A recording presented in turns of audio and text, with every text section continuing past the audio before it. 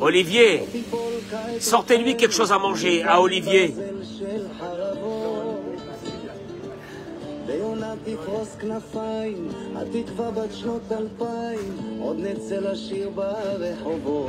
Il est jamais content, il est jamais content, jamais.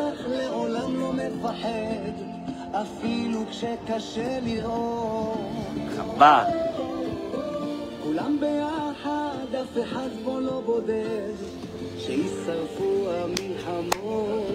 Allez.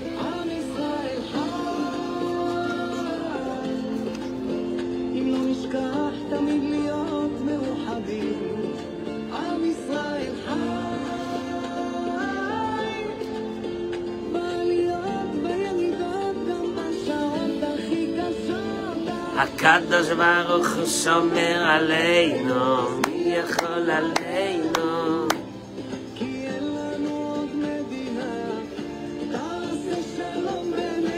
Simon, souris à la vie. Et la journée sera bonne, tu verras. Olivier, Olivier, souris, souris à la vie. Souris à la vie. Hazak ou Baruch Eric. Toda Rabba pour cette belle musique. Eric, merci. Emouna, Chazak ou Baruch, Bracha ve'atzlacha, messieurs. Toda Rabba d'être nombreux. Ça fait déjà plusieurs jours qu'il n'y a pas de croissant. Je suis très inquiet. Hein? Hier il y avait, aujourd'hui qu'est-ce qu'il y a? Qu'est-ce qu'il y a aujourd'hui? On ne mange pas? Hein? Olivier, hier tu as mangé. Hier tu as mangé. Alors pourquoi tu veux manger ce matin? Parce qu'il faut manger tous les matins. Alors donc il faut la imouna, il faut apprendre la imouna tous les matins comme le petit déjeuner. Ah c'est comme ça. Sinon ce matin tu es en carence, tu es en manque. D'accord? C'est la même chose. Regardez. Une déclaration. J'accueille nos amis sur les réseaux sociaux. Bracha ve'atzlacha. Partagez-moi ce cours s'il vous plaît, partagez-le. Cette idée qu'on devrait l'intégrer en nous et vivre avec elle. Samuel, cette idée, laquelle? Des mots qui ont été dits dans le Sefer Torah, qu'on va lire ce Shabbat. On devrait les intégrer à l'intérieur de nous, ça va nous changer notre vie.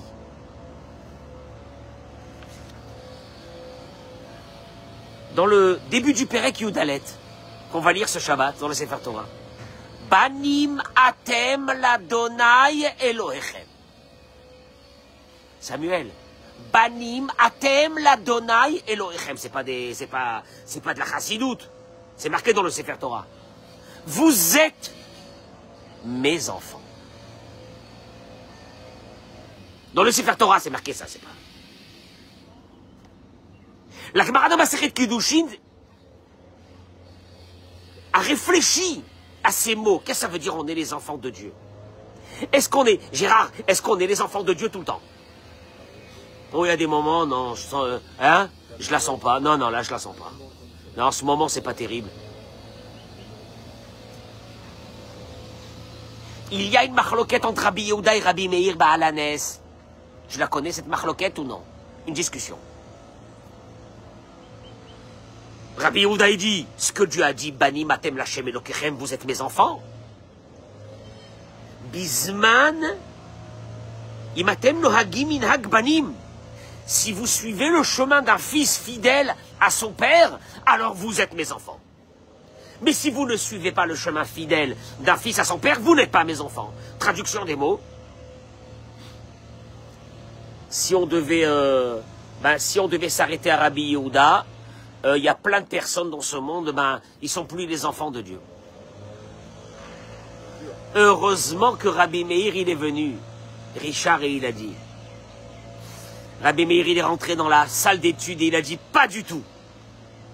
Il a dit à Rabbi Yehuda. Ben kach ou ben kach, atem kirouim banim. Comme ça ou comme ça, vous êtes ses enfants. Comme ça ou comme ça, vous êtes ses enfants. Rabbi Meir Baal HaNes, il est venu instaurer une loi, comme ça ou comme ça. On va expliquer ce que ça veut dire comme ça ou comme ça. On est considéré ses enfants. Mais cette idée devrait nous renforcer. Cette idée devrait nous donner beaucoup de force. Vous allez le voir. Qu'est-ce que ça veut dire être un enfant? Le Rav Eliyahu Lopian, il ramène que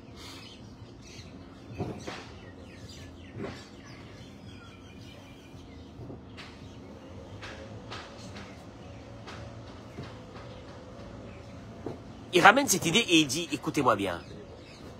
Mais c'est pas vrai, il y a beaucoup de gens qui ressentent pas qu'ils sont les enfants de Dieu. C'est ouais, c'est bien, c'est sympathique cette idée. Mais concrètement, est-ce qu'on vraiment... On a un sentiment d'être les enfants de Dieu, oui ou non? Il dit, le Rav Lopian, je vais te dire une chose. Il dit, pour que tu comprennes cette idée, je vais t'amener une histoire qui s'est passée pendant l'Inquisition. L'Inquisition en Espagne, où c'est qu'ils ont obligé tous les Juifs à se convertir. Et... à l'Espagne, hein? Faut pas aller en Espagne. Il y a quoi? Il y a des incendies? Amen. Alors, il ramène cette histoire, une histoire qui a défrayé la chronique d'un enfant qui avait été kidnappé, un enfant juif. Et il a grandi dans une famille de la haute bourgeoisie espagnole, chrétienne. Il a fait des études et il est devenu le juge de la Cour suprême en Espagne pendant l'Inquisition. Ben ouais, de toute façon, les Juifs, où ils seront? Ils seront les premiers. T'inquiète pas. Hein? Vous avez un doute? Trouvez... Eh, sans parler ni des... Bon, de personnes. Quand tu vois le nombre de prix Nobel depuis une centaine d'années dans le monde, alors que nous sommes 0,0001 de la population de ce monde, pose-toi des vraies questions. Pose-toi des questions. Bon. Il est devenu le juge de la Cour suprême. Et malheureusement, tous les Juifs qui avaient été arrêtés et qui avaient été jugés de la peine de mort, parce qu'ils étaient restés juifs,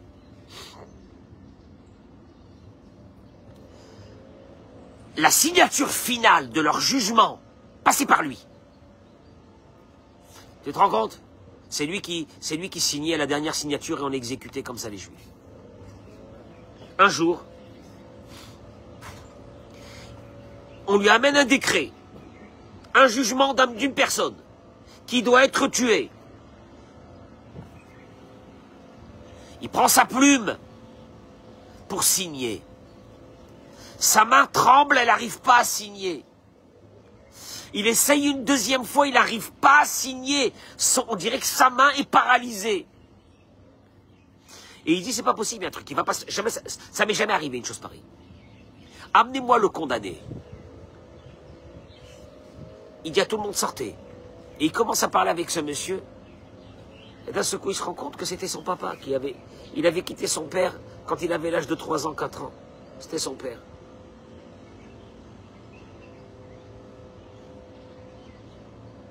Il dit le Rav Eliyahu Lopian, à l'intérieur de son subconscient, de son âme, elle sait des choses que le corps ne sait pas. Et cette âme ne lui a pas donné la possibilité de signer. Tu sais, des fois, il y a des sentiments qui, à l'intérieur de toi, t'as comme des messages qui t'arrivent, tu sais pas, c'est à l'intérieur de toi. Il a eu ça. Il dit Rav Eliyahu Lopian, quand j'ai entendu cette histoire, j'ai compris la question. J'ai compris. J'avais une réponse à ma question. Notre âme, c'est une partie divine. C'est une partie de Dieu. Quand il est écrit que Vaïpar, Be'apav Nishmatraim, Akadosh Baruch Hu, il a insufflé à l'intérieur de l'être humain une âme vivante. Et sur ça, le Talmud, il dit, Man de Napar, mais dis-les Napar. Quand un souffleur, il souffle. Quand un souffleur, il souffle. Gérard, tu prends un ballon. Quand tu souffles à l'intérieur du ballon pour le gonfler, qu'est-ce qu'il y a à l'intérieur du ballon pour qu'il gonfle? Il y a quoi? Il y a l'air qui vient d'où? de tes poumons.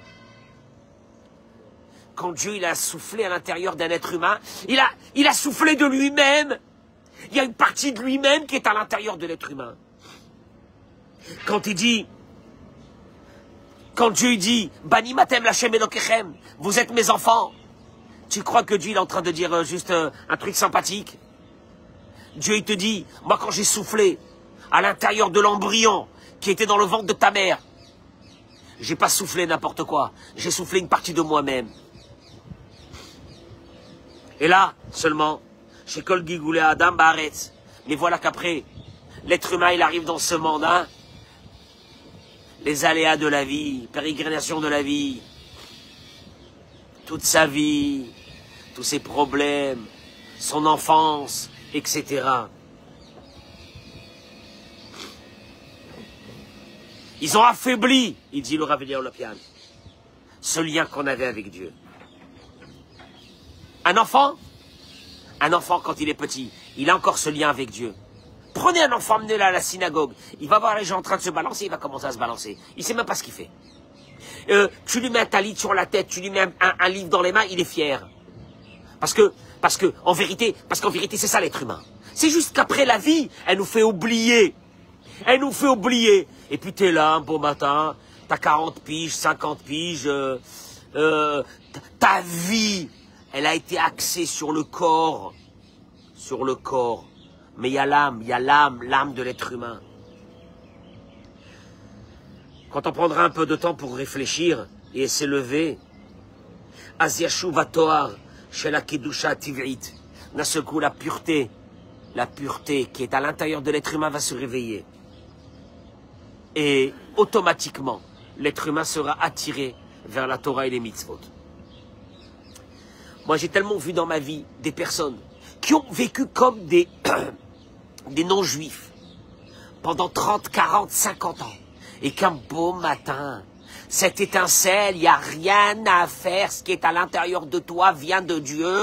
Mandenapar, ce qu'il a soufflé, Medilenapar, il a soufflé de lui-même. Ce sont les paroles du Talmud. Dieu ne peut pas, dis-moi, tu ne peux pas souffler à l'intérieur de quelque chose et ne pas faire entrer une partie de toi, c'est impossible. Je te demande de gonfler un ballon, je te demande de gonfler une bouée. Qu'est-ce qu'il y a à l'intérieur de la bouée, de l'air? D'où elle vient cet air? De tes poumons, ouais mon pote. Ouais, de tes poumons. En vérité, à l'intérieur de cette bouée, il y a une partie de toi. Ah, tu comprends ça dans une bouée? Ah, quand je me dis, j'ai insufflé. Quand un être humain il vient dans ce monde, j'insuffle un souffle de moi-même à l'intérieur de lui. Next. Après, tu comprends pas pourquoi les gens, ils sont malades. Toute leur vie, ils sont malades. Ils sont à la recherche. Ils sont à la recherche de quelque chose. Ils savent pas de quoi. Ils se lèvent le matin. Ça fait 30 ans qu'ils se lèvent le matin. Et ils disent, je sais pas ce que j'ai. Je sais pas ce que j'ai. Je suis pas bien. Ne me parle pas. Ne me parle pas le matin. Ne me parle pas. Il te dit, ne me parle pas le matin. Je suis pas du matin. Le pire, c'est que moi, je connais des gens qui sont pas du matin, pas de l'après-midi, pas du soir. Ils sont de rien. Et tu sais pourquoi? Parce qu'en vérité, Mandela par midi, par, quand Akadosh Baruch Hu, il a insufflé un souffle spirituel à l'intérieur. Et ce souffle spirituel ne se suffit pas. Ne se suffit pas que tu l'amènes à Saint-Tropez. Il se suffit pas de ça. Il se suffit pas d'une Ferrari. Il se suffira pas d'une Patek. Il se suffira, mais rien à faire. Parce que tu sais ce qu'il a besoin. Parce que tu sais ce qu'il a besoin. Il a besoin d'une chose, d'une nourriture spirituelle. Il a besoin de ce sentiment d'être le fils d'Hachem. Il est collé avec Dieu. Comme ce, mais c'est dans le subconscient. C'est comme ce juge-là dans l'Inquisition qui comprenait pas pourquoi il n'arrivait pas à signer. Parce qu'en vérité, il allait signer l'arrêt de mort de son père. Et son âme, elle lui a dit non, non. Et lui, il comprend pas pourquoi non. Mais il sait pas que l'être humain n'est pas géré par un corps bronzé. Il est géré par une âme. Quand l'âme, elle est malade, le corps, il est malade. Et si l'âme, elle est malade, tu peux avoir le corps le meilleur du monde, il vaut rien. T'es un clochard. Tu sais quoi? Tu vaux rien, t'es rien. Parce qu'en vérité, l'être humain, les forces qu'il a ne lui viennent pas de son corps, ils lui viennent de son âme. Et quand il dit ah Bani Matem, la Shemelokechem, c'est sympathique, vous êtes mes enfants. Traduction des mots, on est liés. Il n'y a rien à faire. Tu pourras aller vivre au Zimbabwe. On est liés. Quand t'as des juifs qui arrivent au fin fond de l'Himalaya, Et d'un seul coup, ils sont comme ça et on leur dit, il y a un betrabad et ils rentrent à l'intérieur. Et son âme, d'un seul coup, il y a une étincelle qui touche son âme. C'est foutu. C'est foutu. Ça y est, il a été pris. Il y a l'étincelle de cette âme. Il y a l'étincelle. Tu peux rien faire contre ça. Tu peux rien faire. Alors, tu veux pas? Tu veux concentrer sur ton corps? Ton corps sera un corps malade toute la vie. Parce que le corps est constitué d'une enveloppe et il est constitué d'une âme. Et cette âme, c'est la pile atomique d'un être humain. Maintenant, si l'âme, elle est malade, tu seras incapable de rien faire de ta vie. Combien que Dieu il nous aime. Combien. C'est pourquoi il nous aime. C'est pas parce qu'il aime ta tête. C'est parce qu'il y a à l'intérieur de lui, il y a une partie de... C'est comme nous avec nos enfants. Mais tu peux avoir le fils la plus tête à claque du monde, que tu as envie de le fracasser. Mais tu l'aimes, c'est ton fils. Parce qu'il y a une partie de toi qui est en lui, il n'y a rien à faire. Il ramène ici les paroles du Midrash. Que quand Dieu, dans des varim, je crois que c'est dans Kitavo, au moment des malédictions, 98 malédictions. Mon cher Rabbeinu, il a entendu les 98 malédictions, il a dit ça va, on peut les gérer. Il n'était pas inquiet. Par contre, quand il a entendu ces mots, regardez qu'est-ce qu'il dit le Midrash. Quand Dieu il a dit, Vanochi, raster rastir et panai bayomaou. Un jour viendra où je cacherai ma face, je cacherai ma présence. Tu sais ce que ça veut dire cacher ma présence? C'est quand tu te lèves le matin, tu as des problèmes de santé, des problèmes avec les enfants, des problèmes avec la femme, des problèmes, et tu te dis, c'est la pire des malédictions. Tu te dis, je suis seul. Je suis seul. Ah là c'est chaud. Je suis foutu. Je suis foutu. C'est la pire des malédictions. Quand Dieu voile sa face de toi. Et il dit que En lechacha, le Yerushalmi ramène. En lechacha kasha ba'olam. Il n'y a pas eu un moment plus difficile dans le monde. Kesha, she'amar HaKadosh Baruch Hu le Moshe. Comme cette heure-là où Dieu a dit à Moïse, Ve'anochi aster astir. Là, Moshe Rabbeinu, il a dit, c'est mort. Là, c'est foutu. Si la personne, elle arrive à un moment donné dans sa vie où elle se dit, j'ai plus personne. J'ai plus personne. Je suis seul. Je suis foutu. C'est la pire des choses. Toutes les malédictions ne valent rien par rapport à cette malédiction de te sentir que tu es seul. De te dire, le médecin, qu'est-ce qu'il a? Oh, le médecin, il a dit, c'est pas terrible.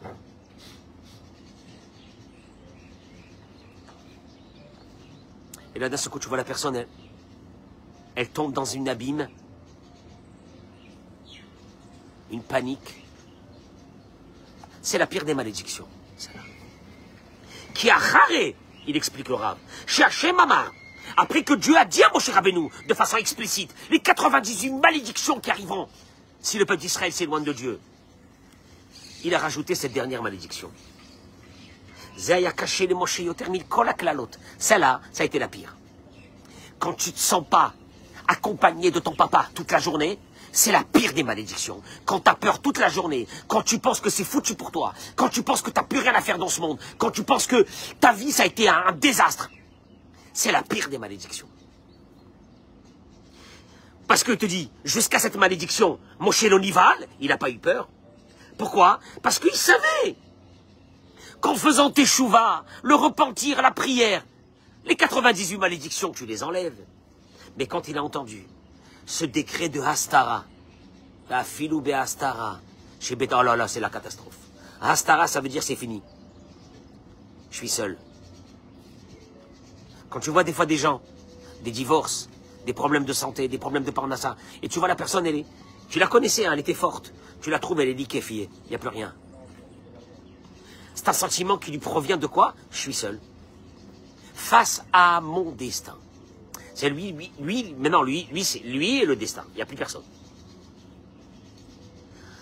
Kiyada, il a eu très peur que les bénis Israël peuvent supporter toutes les souffrances de la vie. Mais il y en a une que si elle tombe sur l'être humain, c'est une catastrophe. Se sentir abandonné, se sentir pas aimé par Dieu, se sentir que c'est fini. Dieu, alors Dieu il a décidé de me massacrer. On appelle ça Anochi Astir Panaï. Il peut arriver qu'un jour, je cache ma face vis-à-vis des êtres humains et c'est la catastrophe. Le rabbi de Slonim, un de nos grands maîtres, écrit que à Yedé Bitachon, il y a une seule chose qui nous reste, de développer la confiance. Mishou Baal Bitachon, celui qui a gardé ce Akadosh Baruch Hu, j'ai confiance en toi. J'ai appris combien de fois dans la Torah, dans les plus grands livres, et le rabbi parle de ça. Tu veux créer une création qui n'existe pas, qui s'appelle l'aide de Dieu, parce que tu ne le mérites pas. Tu veux créer la création, une création qui s'appelle, voilà, l'aide de Dieu, elle arrive. Il dit le rabbi, il rapporte ça du Tzemar Tzedek. Tu veux créer une création qui n'existe pas. La situation, elle est foutue. C'est mort. Tu veux créer une création nouvelle, d'aide de Dieu qui n'existe pas. Alors même mieux que ça, il dit le rabbi, que tu mérites pas. Tu peux la créer en une chose. Si tu commences à dire, pas seulement à dire, et à vivre, j'ai confiance en toi, Hachem. Mais j'ai pas peur du lendemain. Ah bon? Je sais pas, moi, à ta place, j'aurais eu peur. Non, j'ai pas peur. C'est bizarre que t'as pas peur, mais t'as des actifs, t'as des actions, t'as des maisons, t'as des... Hein? Non. Et t'as pas peur. C'est bizarre celui-là. Il est pas en train de déglinguer un peu sa tête. Il a pas peur. Il a pas peur. Pourquoi il a pas peur? Il s'est levé un matin, il a dit, écoute-moi bien Dieu. Écoute-moi bien papa. Je suis ton fils. Tu m'as dit dans la Torah que je suis ton fils. Alors écoute-moi bien. En plus je suis tordu. Hein. Ah, je suis un tordu de la vie. Mais on m'a dit qu'un père, jamais, il quitte son fils. Même, mieux que ça. Hachem, j'ai entendu que quand l'enfant, il est encore plus tordu, c'est là que le parent, quoi, il s'investit en lui beaucoup plus. Pour le rapprocher. Ah bah Hachem, voilà, moi je suis comme ça. Alors tu vas t'occuper de moi ce matin. Et tu vas bien t'occuper de moi ce matin. Et là, tu comprends que le bitachon d'Hachem, c'est une question de vie. C'est comment tu vis avec Hachem. Est-ce que... Et là, il dit une chose. Il y a la seule chose qui peut enlever la Astara, qui peut t'enlever ce voile que tu pensais que tu étais seul, c'est ce bitachon d'Hachem. Qui bitachon pirouche, il dit le rabbi de Slonim. Car le bitachon, ça veut dire chez Adam Yodeya, que l'être humain, il est convaincu. Chez Hachem Ohev, et kol echad misrael ahava, chez Natluya Badavar. Que Dieu aime chaque juif et chaque être humain dans ce monde, goy, juif, d'un amour qui ne dépend de rien. Moi, j'ai toujours dit, Samuel, aimer quelqu'un, aimer. Le vrai amour, ça dépend de rien. Ça dépend de rien. Pourquoi tu aimes tes enfants comme ça? Pourquoi tu aimes tes enfants comme ça? Est-ce que tu aimes tes enfants parce qu'ils sont réussis dans la vie? Non. On aime nos enfants même s'ils n'ont pas réussi dans la vie. Bah ouais, tu m'étonnes. Donc en vérité, le vrai amour des parents avec un enfant, c'est que même l'enfant qui soit le plus tordu du monde, on l'aimera. Ah wallo, ça n'existe pas. J'ai jamais vu des gens qui m'ont dit, écoutez, j'avais 4 enfants, il m'en reste plus que 2. 2, ils ont disparu de la circulation. Moi, ils n'avaient pas réussi, donc on les a écartés. On n'a plus de contact avec eux, on ne sait même plus où ils sont. T'as entendu une fois ça ou non? T'as entendu une fois ça? Pourquoi? Pourquoi t'as pas entendu ça? Pourtant, moi je pensais que l'amour, c'était, bah oui, si tu mérites mon amour, je te donne. Ça existe dans tout. Ça existe malheureusement dans les couples. Ça existe dans beaucoup de choses. Mais avec les enfants, ça n'existe pas. Et là, quand je peux écouter dans la paracha cette semaine, écoute-moi bien mon pote. Écoute-moi bien. Prends conscience que je suis ton père. Prends conscience! Et que là, il dit le rabbi de Slonim, le bitachon b'Hachem, ça veut dire que Dieu aime chaque personne d'un amour qui ne dépend de rien. Comme chez Neymar. Et voilà, il le ramène le rabbi de Slonim. Comme il est dit, Bani matem Adonai Elohim. C'est le début de la paracha qu'on a commencé, de cours. Parce que vous êtes mes enfants. Am Yisraelem tamid be madrigat banim. On sera toujours dans la situation d'enfant. Ah bon? Rabbi Yehuda, il avait dit que non. Mais Rabbi Meir, qu'est-ce qu'il a dit? Benkar ou Benkar. Dans n'importe quelle situation, vous êtes mes enfants. Zoasiba, c'est la raison. Même le plus grand voyou du monde. Chas v'shalom, on n'en connaît pas des comme ça. Hein. Il peut mettre les tefilines le matin et dire Ahavat olam, ahaftanu Adonai Elohenu. D'un amour éternel, tu nous aimes, Hachem. Quel amour éternel? Toi, je te fracasse ta tête. De quel amour éternel? Il peut le dire. Pourquoi il peut le dire? Parce que entre les parents et les enfants, il n'y a rien à faire. Il n'y a pas de condition. On n'aime pas. L'horreur ça aurait été de voir des parents qui me disent « J'aime mes enfants que s'ils réussissent. S'ils ne réussissent pas, ils m'ont déçu, je les aime pas, je les hais. » Non, c'est pas possible. Et là, je termine par une chose. « Au Mishesh lo bitachon b'Hashem, kazé, et celui qui a ce bitachon dans Dieu. Lequel? Hachem.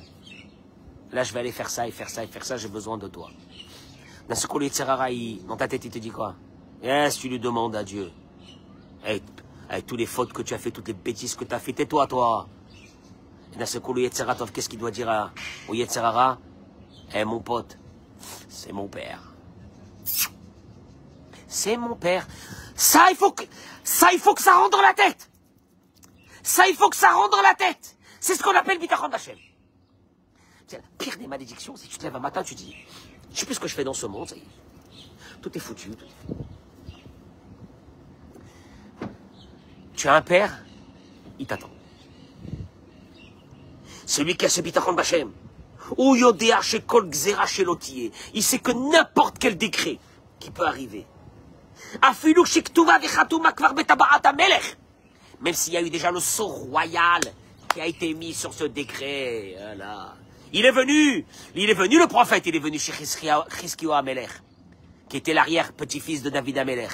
Et il lui a dit, prépare-toi, le prophète, Nathan Hanavi, le prophète, pas un rabbin, pas un baba, un prophète.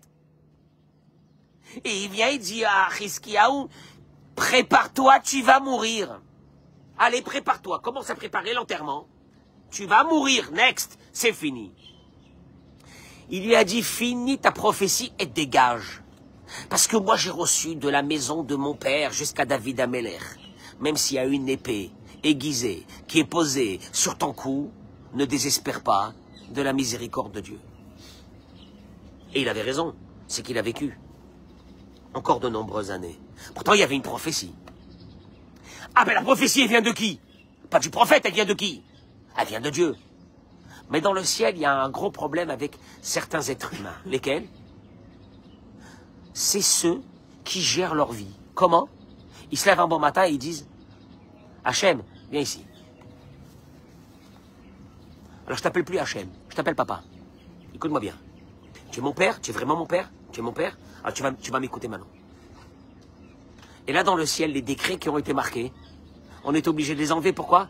Parce que d'un seul coup, le monsieur en bas, il parle plus au bon Dieu. Il a commencé à appeler Dieu papa. Alors Dieu dit, je peux plus rien faire. C'est mon fils. Excusez-moi. Hein.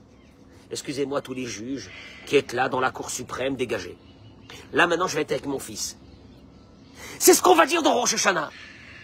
Imke banim, imke avadim. Il y a deux chemins avec toi, Dieu. Il y a le chemin d'un maître avec son serviteur, il y a le chemin d'un père avec son fils. Tu sais comment il appelle ça le rabbi de Slonim? Il appelle ça bitachon b'Hashem.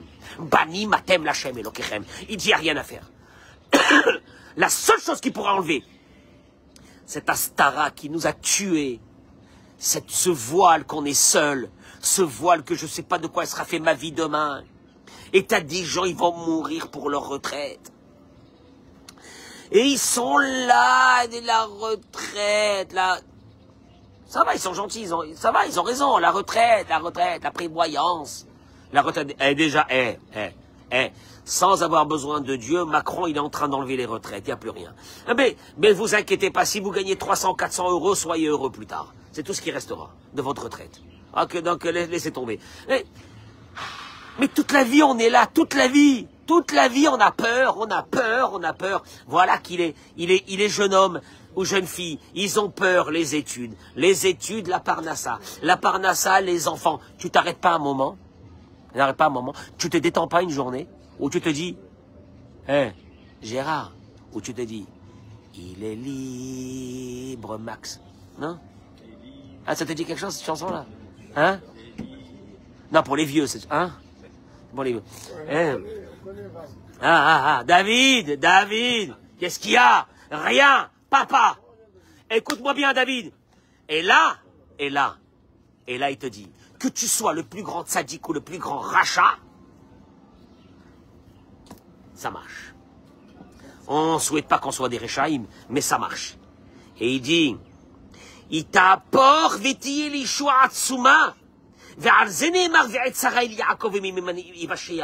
j'arrête ici. Messieurs, je vous en supplie, on ne peut pas tous les jours, des fois c'est vrai que c'est difficile, mais essayez. Essayez de commencer la journée en vous disant, je suis accompagné de mon père. Qu'est-ce qu'il y a? Mes enfants? Papa, j'ai mes enfants ça et ça. J'ai mon fils comme ça, j'ai mon fils à l'armée. J'ai 6... Papa, attention papa, attention. Tu sais quoi? Matagamour, celui qui fait comme ça, et celui qui vraiment, il le vit.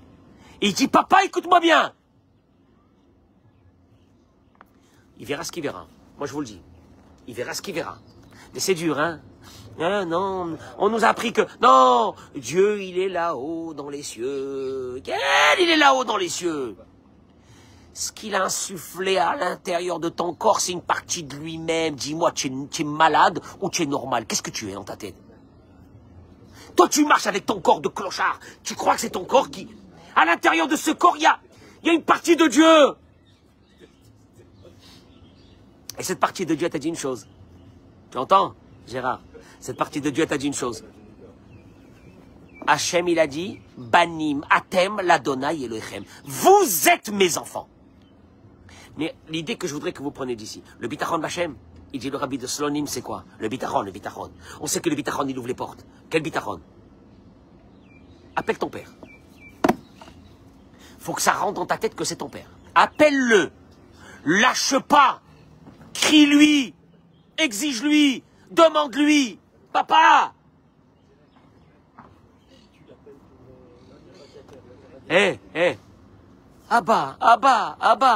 Abba, j'ai besoin de toi. Papa, j'ai besoin de toi. Je t'en supplie, j'ai besoin de toi. Papa, j'ai besoin de toi. Tu sais quoi? Là, c'est fini, là. Là, c'est fini. Là, tu passes. Là, tu permets avec lui dans une relation qui n'a rien à voir avec la normalité. Mais vivre au moins de temps en temps avec ce sentiment qu'on est les enfants. C'est pas des mots, c'est pas des termes. On est les enfants.